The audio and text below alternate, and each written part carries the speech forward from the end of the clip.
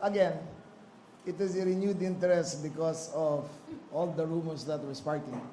I would like to make it clear that there is a complete disassociation between the ICC and the Philippines. We are not a member. However, in light of this recent conversations and rumors going around, just to set things clear, we decided to do it the proper way, to investigate in the proper way, and to debunk all the rumors that have been circulating. Sir, kasi yung kay former President Duterte, sinasabi din noon, walang arrest warrant, pero pagdating niya, inaresto, meron pala. Wala po bang ganong... Just to be clear, when I was asked if there was an arrest warrant, I had not seen one. The arrest warrant arrived at 3 a.m. 3 a.m. on, that was a Tuesday. If I'm not mistaken, that was 3 a.m. on the Tuesday, and it is implemented 9 a.m. on the same day. Okay?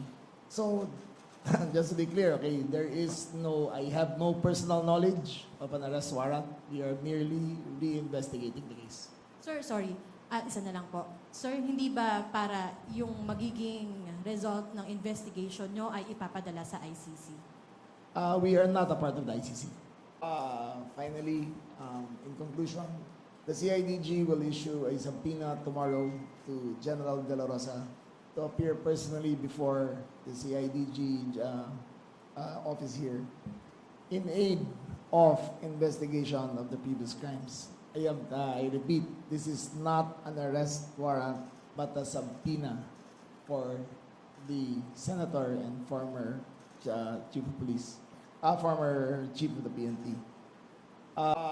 Finally, in conclusion, the CIDG will issue a subpoena tomorrow to General De La Rosa to appear personally before the CIDG office here in aid of investigation of the previous crimes. I repeat, this is not an arrest warrant, but a subpoena for the senator and former chief of police, former chief of the PNP.